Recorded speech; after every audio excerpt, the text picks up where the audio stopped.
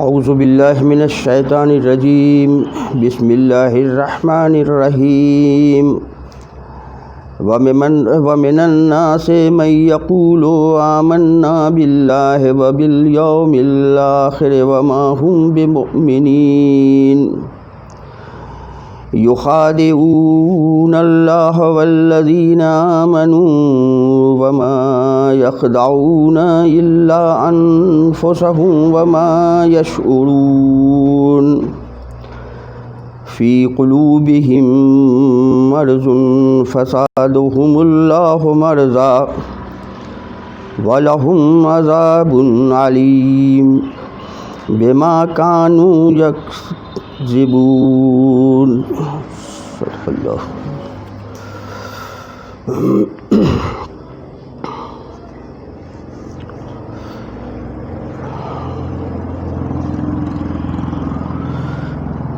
یہ سورہ بقرہ کی 8 سے 10 آیت کی تلاوت کی گئی، جس کا ترجمہ یہ ہے۔ بسم اللہ الرحمن الرحیم۔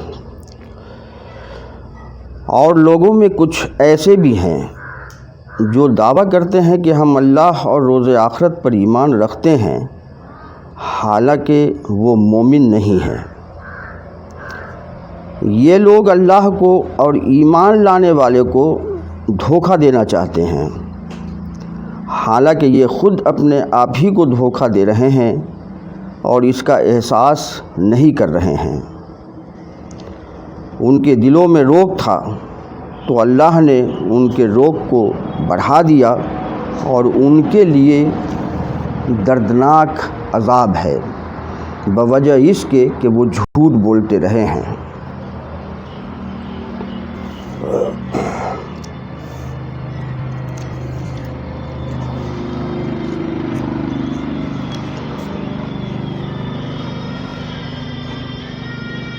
سورہ بقرہ کا مطالعہ مسلسل کئی ہفتوں سے چل رہا ہے۔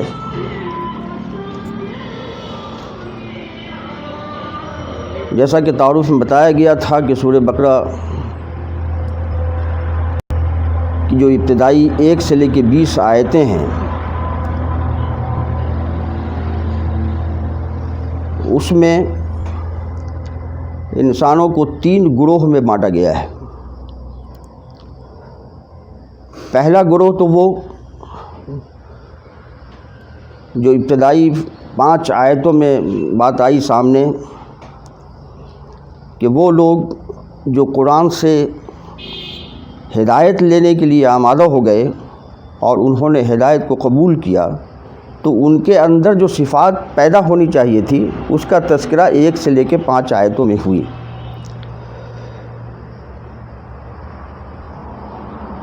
اور اس کے بعد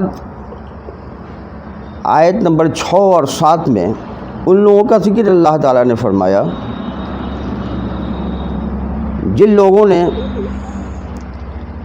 حق ان کے سامنے پیش کیا گیا اور حق کو وہ پہچان بھی گئے، اچھی طرح سے سمجھ بھی گئے، لیکن اس کے بعد بھی انہوں نے کفر کا رویہ اختیار کیا۔ ان لوگوں کا تذکرہ جو ہے پچھلے درس میں ہم لوگوں نے تفصیل سے پڑھا تھا۔ آج 8 سے لے کر کے 20 آیت تک اس میں اللہ تعالیٰ ان آیتوں میں ایسے بدترین گروہ کا تذکرہ کر رہا ہے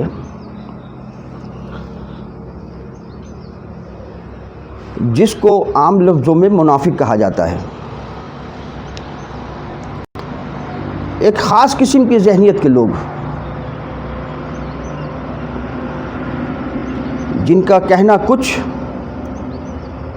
کرنا کچھ اور سوچنا کچھ، مطلب یہ ہے کہ ان کے قول و فعل میں تضاد پایا جاتا ہو، اور یہ بڑے خطرناک لوگ ہیں۔ یہ ان کا تذکرہ جو ہے وہ 8 سے لے کر کے 20 آیتوں میں بڑی تفصیل سے اللہ تعالیٰ نے اس کو بیان کیا ہے۔ آج ہم نے 2 آیتیں لی ہیں، 3 آیت 8، 9 اور 10، جس کا ترجمہ آپ لوگوں نے سنا۔ تو تو آئیے اس کو کچھ ترجمہ کی روشنی میں کچھ سمجھنے کی کوشش کی جائے۔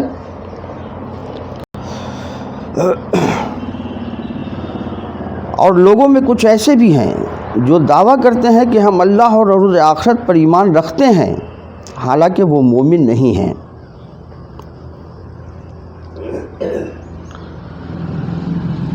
اور لوگوں میں سے کچھ ایسے بھی ہیں، مطلب کہ پوری سوسائٹی ایسی نہیں ہے، بلکہ اس میں سے کچھ لوگ ایسے ہیں جو یہ دعویٰ کرتے ہیں کہ ہم اللہ پر بھی ایمان لائے اور آخرت پر بھی ایمان لائے، لیکن اللہ تعالیٰ یہاں یہ بات کہہ رہا ہے، ان کو یہ بتا رہا ہے کہ نہیں، یہ لوگ مومن نہیں ہیں، مطلب ان کا دعویٰ ایمان جو ہے وہ جھوٹا ہے۔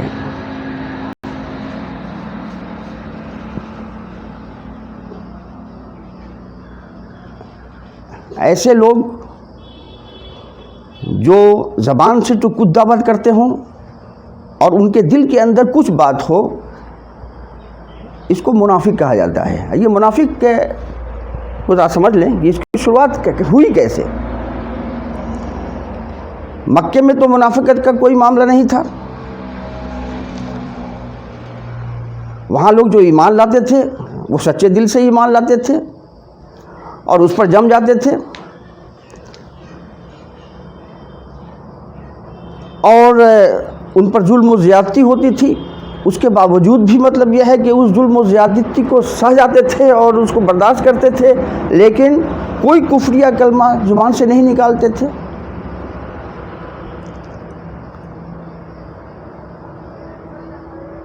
لیکن جب نبی صلی اللہ علیہ وسلم ہجرت کر کے مدینے آئے ہیں تو آپ سب لوگ جانتے ہیں کہ مدینے میں عبداللہ بن ابی کو لوگوں نے متفقہ طور پر جو ہے وہاں کا بادشاہ بنانے کا سوچ لیا تھا، یہاں تک کہ اس کی تاج پوشی کے سارے انتظامات ہو گئے تھے، لیکن نبی صلی اللہ علیہ وسلم کے لوگ منتظر بھی تھے وہاں۔ اور پھر یہ کہ نبی صلی اللہ علیہ وسلم جب ہجرت کر کے وہاں آ گئے تو اب یہ سوال پیدا ہوا کہ اب مدینے کا گورنر ہو کون؟ تو نبی صلی اللہ علیہ وسلم سے بہتر انسان اور کون ہو سکتا تھا؟ خود نبی موجود۔ تو اوس و خزرج کے تمام لوگوں نے، اکثریت نے یہ مل کر کے فیصلہ کیا کہ نبی صلی اللہ علیہ وسلم کو پورا اقتدار جو ہے وہ مدینے پر حاصل ہو جائے، اور لوگوں نے مطلب یہ ہے کہ نبی صلی اللہ علیہ وسلم کو چن لیا۔ ظاہر سی بات ہے کہ عبداللہ بن ابی جس کے تاج پوشی کا فیصلہ لوگوں نے کر رکھا تھا وہ بخلا گیا۔ اب اس کے لیے کوئی چارہ نہیں رہا کہ وہ الگ ہٹ کر کے نبی صلی اللہ علیہ وسلم کے خلاف اور تمام لوگوں کے خلاف کوئی محاذ کھڑا کرے، ایسا کرنا اس کے بس میں نہیں تھا۔ تو اس نے یہ سوچا کہ کیوں نہیں اب مسلمان ہی بن جائے اور ان کے پارٹی میں شامل ہو جائے۔ اس سے دو فائدہ اس کو نظر آیا۔ ایک فائدہ تو یہ نظر آیا کہ بھائی جب اس پارٹی میں رہیں گے تو ہو سکتا ہے کہ ہم کو بھی کوئی بڑا سے بڑا عہدہ جو ہے وہ مل جائے گا، اور دوسرا فائدہ اس نے یہ دیکھا کہ بھائی ان کو باہر سے تو ہم کوئی نقصان نہیں پہنچا سکتے ہیں، اس کے اندر گھس کر کے رہیں گے تو اس کو اندر سے جو ہے سو نقصان پہنچا کے ان کو کھوکھلا کرنے کی کوشش کریں گے، ان کے اندر انتصار پیدا کرنے کی کوشش کریں گے۔ یہ دو باتیں تھیں جس کی وجہ سے وہ اسلام کو اوپر کے دل سے قبول کر لیا۔ اسی گروہ کا تذکرہ جو ہے وہ یہاں، اور اس کے ساز باز کچھ یہودیوں کے ساتھ بھی تھے، یہودی اس کو اکساتے بھی تھے۔ تو اس طرح سے جو ہے منافقت کی پیدائش وہاں ہوئی، اس کی شروعات جو ہے وہ مدینے سے شروع ہوئی۔ اسی کا تذکرہ یہاں اللہ تعالیٰ یہاں ان چند آیتوں میں کر رہا ہے کیا لوگوں میں سے کچھ ایسے بھی ہیں جو دعویٰ کرتے ہیں کہ ہم اللہ اور روز آخرت پر ایمان رکھتے ہیں، حالانکہ وہ مومن نہیں ہیں؟ ایمان کوئی ایسی چیز نہیں ہے کہ جس کا دعویٰ کیا جائے، یہ کہا جائے کہ بھائی ہم مسلمان ہیں، ہم اللہ اور روز آخرت پر ایمان رکھنے والے لوگ ہیں۔ یہ اعلان کرنے کی یہ مطلب یہ ہے کہ لوگوں کو بتانے کی ضرورت نہیں ہے، یہ تو دل کا معاملہ ہے۔ یہ جیسے ایمان دو طرح کا ہوتا ہے، ایک تو یہ ہے کہ زبان سے کسی چیز کا اقرار کیا جائے، تو ایک مسلمان جو مطلب یہ ہے کہ مسلمان ہوتا ہے، ایک آدمی جو مسلمان ہوتا ہے تو وہ کیا کرتا ہے کہ وہ چند کلمات اپنی زبان سے نکالتا، کلمہ پڑھتا، اس کا یقین اللہ تعالیٰ پر، یہ اعلان کرتا کہ ہم اللہ پر ایمان لاتے ہیں، ہم نبی صلی اللہ علیہ وسلم پر ایمان لاتے ہیں، ہم کتابوں پر ایمان لاتے ہیں، معرفت ایمان لاتے ہیں۔ تو اس طرح سے جو ہے ایمان وہ زبانی طور پر لاتا ہے، لیکن جب تک کہ دل اس کے سچا ہونے پر یقین نہیں کر لے، یقین کی کیفیت دل کے اندر نہیں پیدا ہو جائے، اس وقت تک اس ایمان کو معتبر نہیں کہا جا سکتا ہے۔ اور یقین پیدا کرنے کی کیا علامت ہے کہ واقعی جو چیز آپ نے زبان سے کہی ہے، دل کے اندر آپ کے اس کے مطابق عمل ہے کہ نہیں، تو عمل یہ ثابت کر دے گا کہ آپ نے جس چیز کا اقرار کیا ہے اس کو واقعی آپ نے دل سے بھی مانا ہے، اس لیے عملی طور پر بھی آپ تیار ہیں۔ اگر کسی نے قول سے مطلب یہ ہے کہ اقرار کر لیا ایمان کا، لیکن دل کے اندر اگر ایمان نہیں ہے تو کیا ہوگا کہ عمل اس سے ویسا سرزد نہیں ہوگا جو ایمان کا تقاضا ہے، جو اللہ اور رسول صلی اللہ علیہ وسلم کی شریعت ہے، اس کے مطابق اس کا عمل نہیں ہوگا۔ اس کا مطلب ہے کہ دل کے اندر اس نے نہیں مانا۔ تو یہ چیز ہے۔ تو یہ یہاں جو ہے یہ دعویٰ یہ منافق کیا ہے، وہ دعویٰ کر رہے ہیں کہ ہم اللہ پر بھی ایمان لائے اور آخرت پر بھی ایمان لائے، ان کا یہ دعویٰ ہے۔ اور یہ دعویٰ اللہ تعالیٰ کہہ رہا ہے کہ یہ دعویٰ صرف دعویٰ ہے، وہ مومن اندر سے نہیں ہیں۔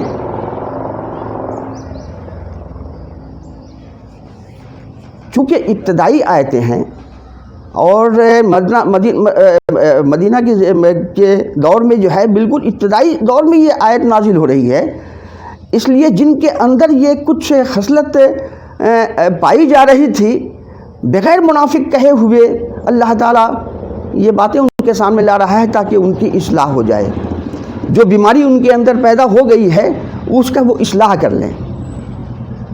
اس لیے یہاں یہ نہیں کہا گیا کہ منافق ہے، یا منافق کا نام نہیں لیا گیا، بلکہ پردے میں یہ بات کی گئی ہے اور اس کے جو خصلت ہیں اس کو بیان کر کے جو ہے اس کے اصلاح کی کوشش کی گئی ہے۔ لیکن سورہ منافقون کا مطالعہ جب ہم کرتے ہیں تو اس میں دیکھتے ہیں کہ یہی منافق نبی صلی اللہ علیہ وسلم کے پاس آتے ہیں اور کہتے ہیں کہ ہم بے شک آپ اللہ کے رسول ہیں، اس میں کوئی شک نہیں، لیکن اللہ تعالیٰ اس کا کیا جواب دیتا ہے؟ یہ اللہ خوب جانتا ہے کہ آپ نبی صلی اللہ علیہ وسلم اللہ کے رسول ہیں، لیکن یہ منافق بالکل جھوٹے ہیں، بالکل جھوٹے ہیں، ان کی شہادت جھوٹی ہے۔ بات تو یہ صحیح ہے کہ آپ اللہ کے رسول ہیں، یہ بات صحیح ہے، 100% صحیح ہے کہ آپ اللہ کے رسول ہیں، لیکن یہ جو شہادت دے رہے ہیں اپنے زبان سے، ان کی شہادت بالکل جھوٹی ہے، ان کے دل کے اندر یہ بات نہیں ہے۔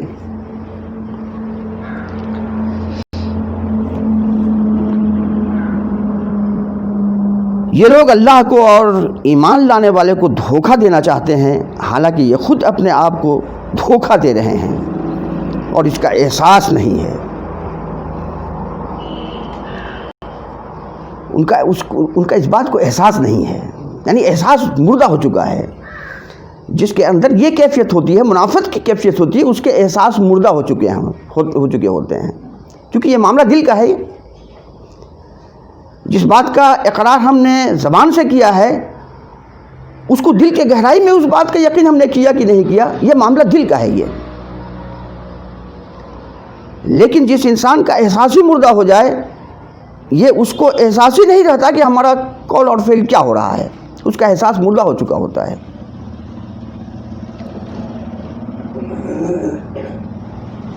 کوئی آدمی اگر یہ کہے کہ نہیں میں منافق ہو ہی نہیں سکتا،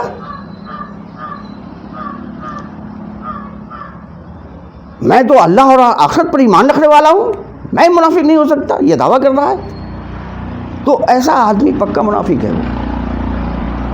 لیکن جس انسان کو ہمیشہ منافقت کا ڈر لگا رہتا ہو کہ کہیں میں منافق تو نہیں ہو گیا، دراصل وہی سچے مومن ہیں۔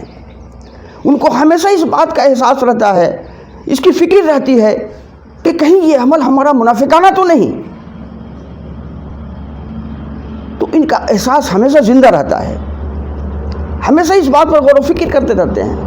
ذرا سا کچھ ہوا، حضرت ابوبکر صدیق ان کے ایک بار ان کا تہبند جو ہے وہ ٹوکنے کے نیچے آ گیا، فوراً بول اٹھے میں منافق تو نہیں ہو گیا۔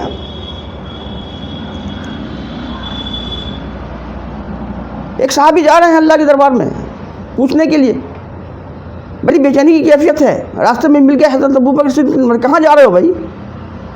تو دیکھو میں جا رہا ہوں نبی صلی اللہ علیہ وسلم پر، کہ جب میں نبی صلی اللہ علیہ وسلم کے پاس ہوتا ہوں تو میرے دل کی کیفیت کچھ اور ہوتی ہے، اور جب گھر میں جاتا ہوں تو کیفیت بدل جاتی ہے، وہ بات نہیں رہتی ہے۔ حضرت ابوبکر صدیق رضی اللہ عنہ نے کہا کہ کچھ میری بھی یہی کیفیت ہے، چلو دونوں آدمی ہیں۔ گئے نبی صلی اللہ علیہ وسلم کے سامنے یہ بات رکھا، نبی صلی اللہ علیہ وسلم نے کہا کہ یہی تو ایمان کی علامت ہے، آدمی کا ایمان ایک جیسا نہیں، یہ معاملہ دل سے تعلق رکھتا ہے نا۔ جس کے دل کے اندر احساس باقی ہو، اس کا ضمیر مردہ نہیں ہو گیا ہو، اس کے اندر یہ کیفیت ہمیشہ پیدا ہوگی۔ کبھی کبھی ایمان کے مجلس میں بیٹھیں گے تو آپ کا ایمان بڑھے گا، کبھی دنیا میں مشغول ہو جائیں گے تو آپ کا ایمان تھوڑا کم جائے گا۔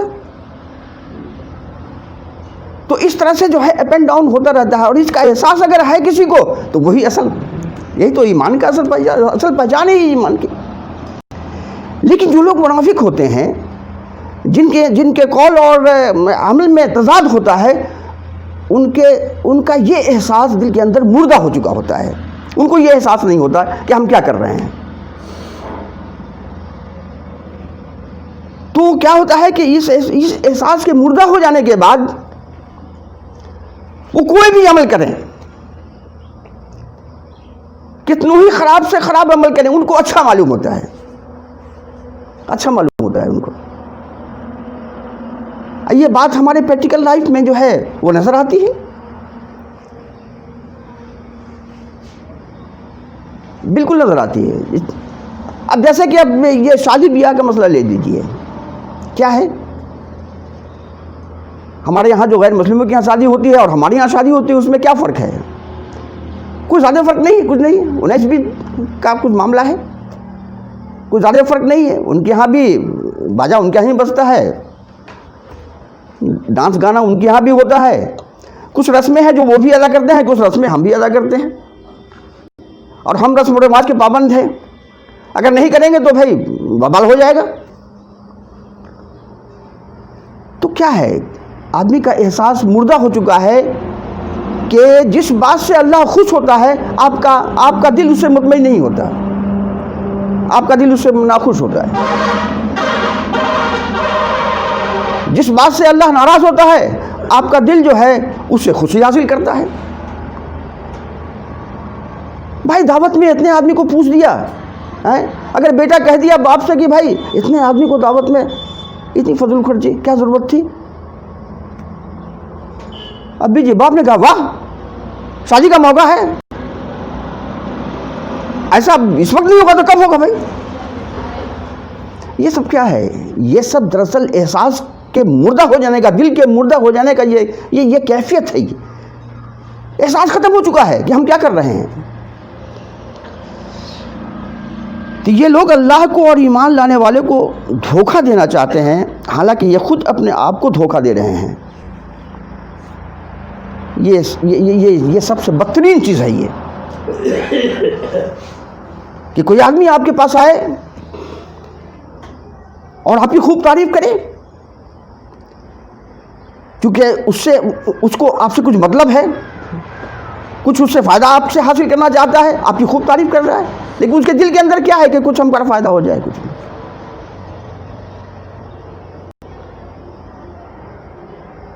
ایک آدمی ہے جو مطلب یہ ہے کہ آپ کو آ کے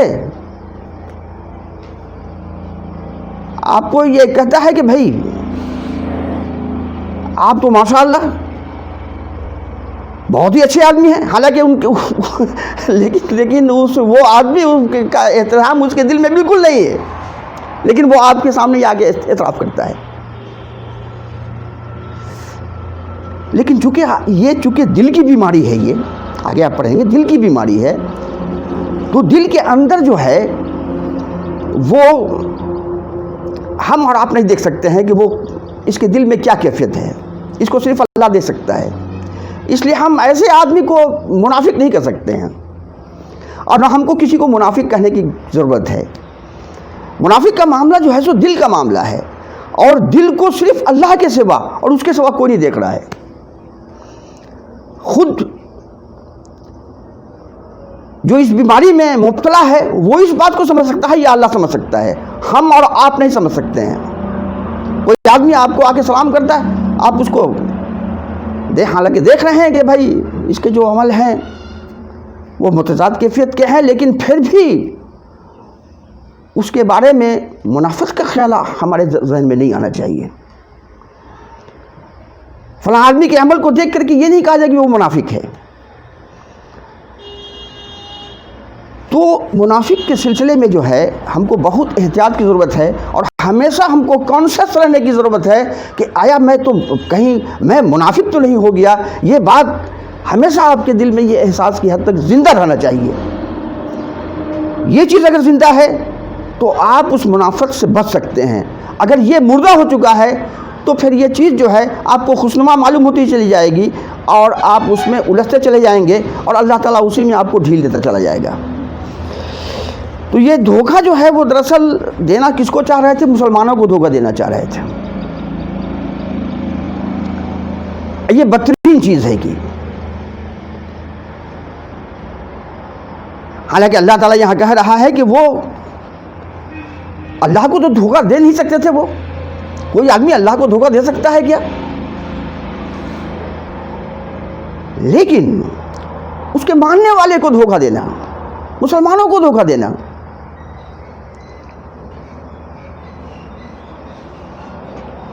اللہ تعالیٰ کیا کہہ رہا ہے کہ نہیں، یہ اللہ کو کیا دھوکہ دیں گے اور مسلمانوں کو کیا دھوکہ دیں گے؟ یہ اپنے آپ کو دھوکہ دے رہے ہیں، اپنے آپ مصیبت مول لے رہے ہیں. یہ دنیا میں بھی مصیبت مول لے رہے ہیں اور آخرت میں مصیبت مول لے رہے ہیں. جو آدمی ایسا ہوتا ہے اس کی دنیا بھی برباد اور آخرت بھی برباد. اس کی مثال، سب سے بہترین مثال تو پھر عبداللہ بن ابی کی دی جا سکتی ہے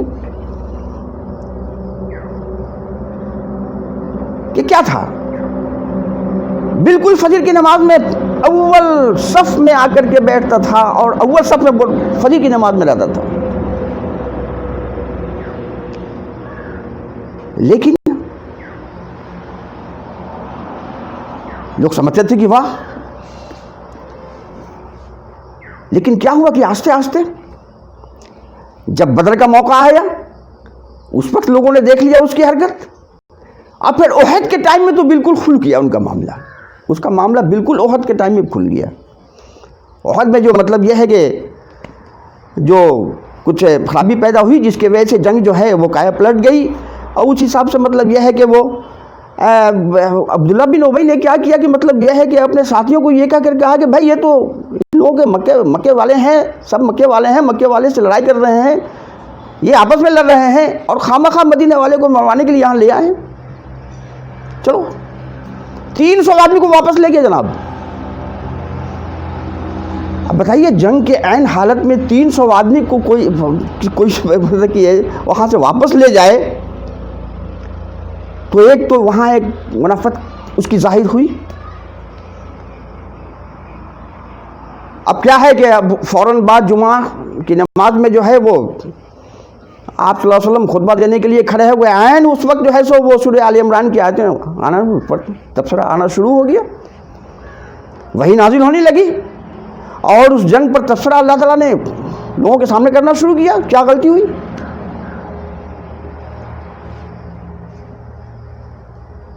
اب اس کو کہیے کہ بریکنگ نیوز جو ہوتا ہے, بیچ میں کوئی نیا نیوز آ گیا تو فوراً بس اس کا اعلان کیا جاتا ہے. آپ دیکھتے ہیں ٹی وی پر بریکنگ نیوز. اس طرح سے جو ہے وہ آ گیا وہی, اور وہ تبصرہ جو ہے اللہ تعالیٰ کی طرف سے نبی صلی اللہ علیہ وسلم بیان کرنے لگے. اب یہ اگلا صف میں بیٹھا ہوا ہے. اب یہ سنا تو دیکھا کہ بھائی یہ تو لگتا ہے کہ ہمارے بارے میں یہ سب پول کھل رہا ہے, ہماری بےزتی ہو رہی. ارے مارے غصے میں وہ اٹھا اور چھلانگتا پھلانگتا, مطلب یہ ہے کہ وہ مسجد سے باہر نکل گیا. اب وہ ایکسپوز ہو گیا. وہ اللہ تعالیٰ نے اس کو ایکسپوز کر دیا. جو لوگ نہیں جانتے تھے وہ بھی جان گئے کیا رہا ہے یہ. اب اس کو ویسے آدمی کو کیا کہیں گے؟ منافق کہیں گے. ایکسپوز کر دیا اللہ تعالیٰ نے. دنیا میں بھی وہ اپنے آپ کو دھوکہ, اتنا دن سے دھوکہ مسلمان کو دے رہا تھا نا کہ ہم تمہارے ساتھ ہیں. جب ان کے بدلی ہوتے تو مطلب یہ ہے کہ ہم ساتھ ہیں تمہارے, اور جب باہر نکلتے تو یہودی کیا جاتے کہتے کہ ہم تو دھوکہ دے کر کے آ رہے ہیں. یہ کیا پھر؟ تو وہ ایکسپوز کر دیا اللہ تعالیٰ نے. تو ہم کو یہ سوچنا چاہیے کہ اگر خدا نخواستہ ہمارے اندر یہ بات موجود ہے اگر, تو کیا ہے آج نہ کل تو ایکسپوز ہو جائیں گے آپ. اللہ تعالیٰ کچھ ایسے حالات پیدا کر دیں گے کہ آپ کو ایکسپوز کر دے گا, اور آپ مطلب کہ سب جان جائے گا آپ کے بارے میں کہ آپ کا قول اور آپ کا عمل جو ہے وہ بالکل تضاد پایا جاتا ہے. تو دراصل ایسے لوگ دوسرے کو دھوکہ نہیں دے رہے ہیں بلکہ وہ اپنے آپ کو دھوکہ دے رہے ہیں, لیکن اس کو احساس نہیں ہوتا. ان کا احساس مردہ ہو چکا ہوتا ہے, ان کا دل مردہ ہو چکا ہوتا ہے, اس لیے ان کو احساس نہیں ہوتا ہے. ان کے دلوں میں روگ تھا تو اللہ نے ان کے روگ کو بڑھا دیا, اور ان کے لیے دردناک عذاب ہے.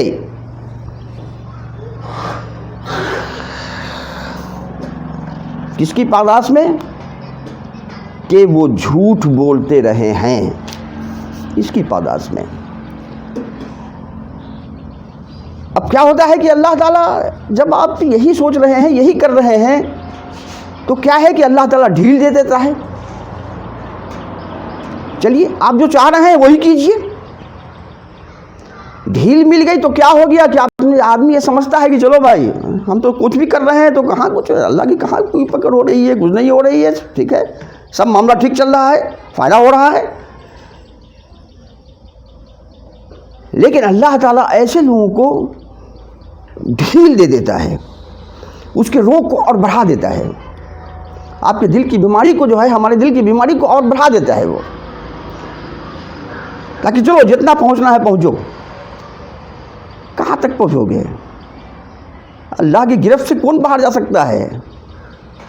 اللہ کہتا ہے کہ جو بھاگ کے دیکھو تم کہاں بھاگو گے, کہاں جاؤ گے؟ پھر تو تم کو میرے پاس ہی آنا ہے نا. تو ان کے دلوں میں روگ تھا تو اللہ نے ان کے روگ کو بڑھا دیا, اور ان کے لیے ایک دردناک عذاب ہے بوجہ اس کے کہ وہ جھوٹ بولتے رہے ہیں. منافق ہمیشہ جھوٹ بولتا ہے. وہاں بھی سورہ منافقین میں دیکھا کہ اللہ تعالیٰ نے کہا کہ بھئی یہ جھوٹے ہیں. جھوٹ ان کی پہلی علامت ہے, اور جس کے دل کے اندر یہ روگ لگا ہوتا ہے وہ بغیر جھوٹ کے ان کا کام نہیں چلے گا. بغیر جھوٹ کے ان کا کام نہیں چلے گا, کیونکہ یقین کون کرے گا؟ وہ قسم کھائیں گے, بار بار قسم کھا کے کسی بات کو منوانے کی کوشش کریں گے, تو دراصل وہ جھوٹ کو ثابت کرنے کے لیے قسم کھانا پڑتا ہے. کوئی آدمی حق پر ہے اور وہ مطلب یہ ہے کہ بالکل کھری کھری بات کر رہا ہے, اس کو اپنے بات کو سمجھانے کے لیے لوگوں کو قسم کی ضرورت نہیں پڑتی ہے.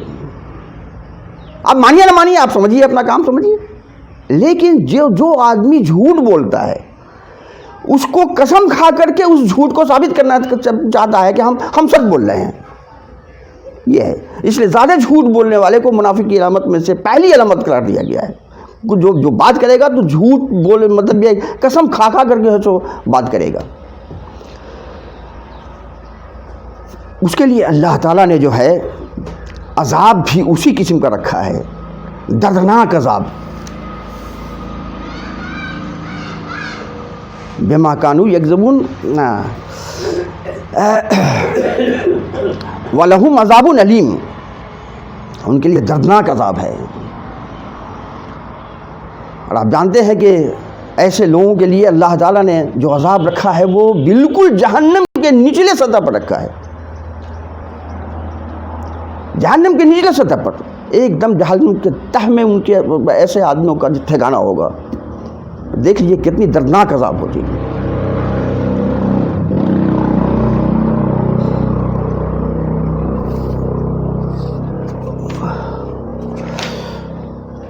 تو اس دردناک عذاب سے اللہ محفوظ رکھے ہم لوگوں کو، ہمارے دلوں کو اللہ تعالیٰ منافقت کے سے محفوظ رکھے، اور ہمارے دلوں کو جو ہے ان ساری بیماریوں سے محفوظ رکھے جس سے اللہ ناخوش ہوتا ہے. یہ آیتیں ایک خاص پس منظر میں کہی گئی ہیں، لیکن عام پریکٹیکل زندگی میں بھی یہ باتیں ہم لوگوں کے سامنے آتی رہتی ہیں.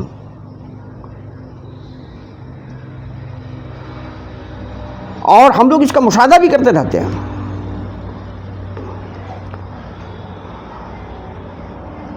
تو اللہ تعالیٰ مطلب یہ ہے کہ منافق کے سلسلے میں جو ہے اللہ کے رسول صلی اللہ علیہ وسلم نے جو ہے کچھ علامتیں بتلائی ہیں. ان علامتوں کو جو ہے ہم لوگوں کو یاد رکھنا چاہیے اور اس کے مطابق اپنا جائزہ ہمیشہ لیتے رہنا چاہیے کہ کہیں وہ علامت ہمارے اندر تو موجود نہیں ہے. منافقت دو قسم کی ہوتی ہے. ایک تو یہ ہے کہ اعتقادی منافقت، کہ آدمی جان بوجھ کر کے اسلام کا لبادہ اوڑھ رکھا ہو، مسلمان کو دھوکہ دینے کے لیے اس نے ایسا کر رکھا ہو. یہ اعتقادی منافق ہے.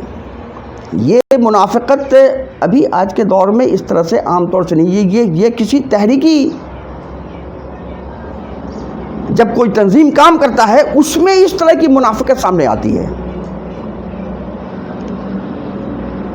نبی صلی اللہ علیہ وسلم کو مدینے میں اقتدار مل گیا تھا، اور مطلب یہ ہے کہ وہاں ایک اسلامی حکومت قائم ہو گئی تھی. اب ایسی حالت میں یہ تین کیٹیگری کے لوگ وہاں موجود ہوئے. ایک تو وہ جو متقین تھے، جن کی صفات وہ تھی جو پڑھا ہم لوگوں نے. اس کے بعد وہ لوگ تھے جو حق کو چھپا دیا اور حق کو نہیں مانا، کفر کیا، انہوں نے انکار کیا. اور دوسرا جو ہے وہ گروہ، یہ منافقت کا گروہ جو ہے وہ اعتقادی گروہ، جو مطلب یہ ہے کہ اوپر سے ایمان اور دل کے اندر کفر یہ لیے ہوئے لوگ اسلام میں اس گروہ میں داخل ہو گئے تھے.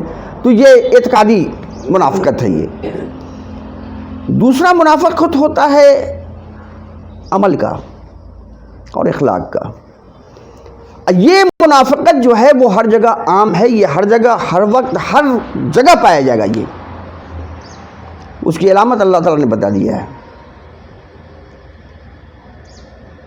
پہلی علامت اللہ تعالیٰ نے یہی بتایا، اللہ کے رسول صلی اللہ علیہ وسلم نے بتایا، اور یہ متفقن حدیث ہے. یہ مطلب یہ مسلم اور بخاری دونوں میں یہ حدیث آیا ہے کہ منافق کے 4 علامت ہیں. پہلا علامت تو یہ ہے کہ وہ بولے تو جھوٹ بولے. دوسری علامت یہ ہے کہ اس کو کوئی امانت اگر دیا جائے تو اس میں وہ خیانت کرے. تیسری علامت یہ نبی صلی اللہ علیہ وسلم نے بتایا کہ اگر کسی سے کوئی وعدہ کرے تو اس کی خلاف ورزی کرے، اس کو پورا نہیں کرے. اور چوتھی جو سب سے خطرناک علامت ہے وہ یہ بتایا اللہ کے نبی صلی اللہ علیہ وسلم نے کہ اگر اس کا معاملہ کسی سے جھگڑا کا ہو جائے تو وہ گالی گلوچ پر اتر آئے. یہ سب سے خطرناک معاملہ ہے. یہ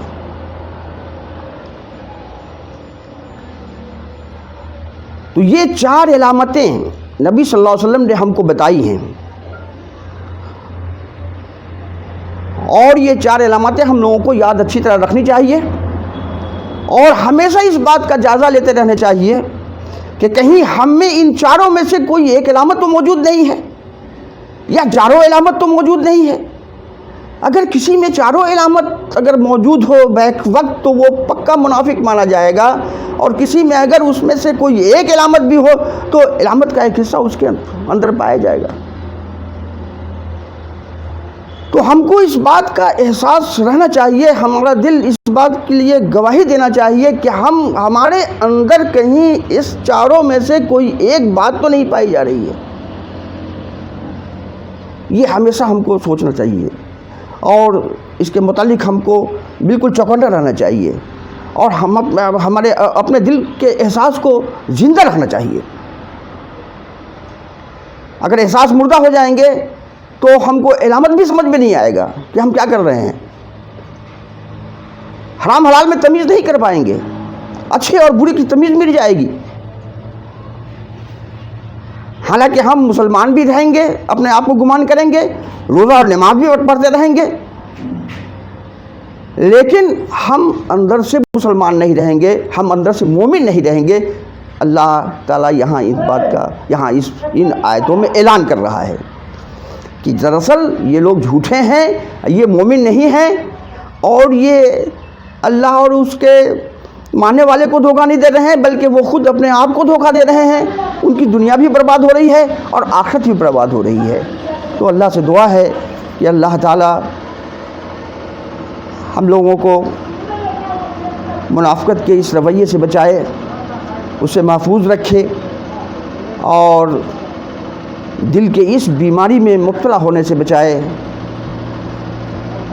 وآخر دعوانا الحمدللہ رب العالمین.